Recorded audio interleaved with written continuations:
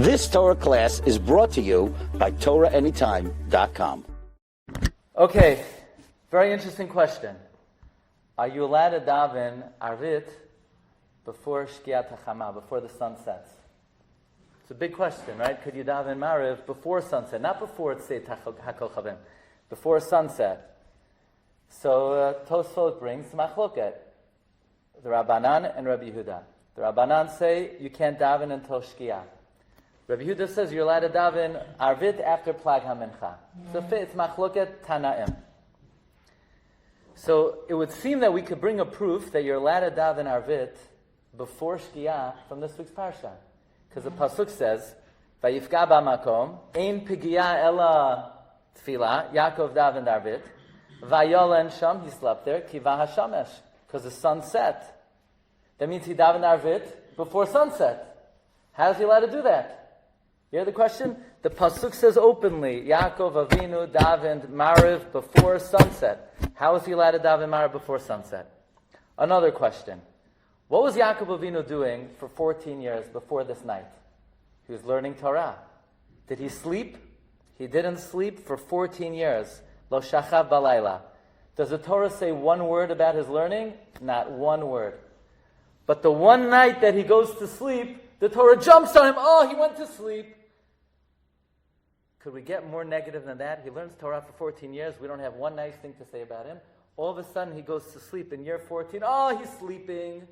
Why are we criticizing him? He didn't sleep for 14 years. So, very interesting idea. Yaakov Avinu wakes up in the morning, and he pours oil on the matzeva. Where did he get oil from? Didn't Eliphaz come and take away all his money? How did Yaakov Avinu have oil? Vayitzok shemen al rosha. Very good. What's the tzaddik's name? What's your name? Raphael saying, because Chazal tell us, Yaakov Avinu had a staff. Ki b'makli avarti asayagim. In the staff, it was a screw-off top. He kept oil. He wakes up in the morning, he has no begadim, he has nothing. He has a stick. He opens up the stick, and he pours oil. Why did Yaakov keep oil in his stick? So the Rishonim say, because he needed to learn Torah at night. So he had to keep oil on him to learn Torah at night. That means Yaakov Avinu learned Torah la'or haner. Fine. That night that Yaakov Avinu went to sleep, does anybody know what night of the week was it? Says Magen Avraham, oh, Yaakov Avinu davened Arvit, but it's before Shkiah. It must have been Friday night. And Friday night, even though normally you're not allowed to daven Arvit before the Shkiah, Friday night you're allowed to daven Arvit before the Shkiah, because Shacharit is Keneged Tamid Shal Shachar, Mincha is Keneged Tamid Shal Ben Arbayim, Arvit is Keneged Hekter Chalavim Ve'evarim, the burning of the fats. Friday night you burn the fats before the Shkiah, because you can't burn them on Shabbat. So it was Friday night, and Yaakov Avinu was davening Arvit early. That's why when he went to sleep, God promised him, Ufaratzta Yama Vakedma Safona Vanegba, because the Gemara says, Kol Hama'aneges HaShabbat Notrin Lo Nachala Bali Mitzarim Kmo Yaakov Avinu. So it's Friday night. Friday night, Yaakov Avinu is stuck. Because are you allowed to learn La'or Haner on Friday night? You're not allowed to learn La'or Haner Friday night. Why? Shemayata. So Yaakov Avinu, it was a zechut that he went to sleep. We're praising him that he went to sleep.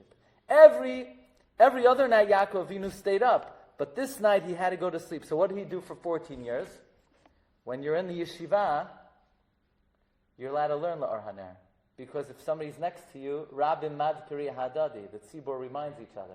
So there's no Gezerah, Shemayateh. But this was the first time in the life of Yaakov Avinu that he's all by himself on a Friday night. He's all by himself on a Friday night. He's not allowed to learn.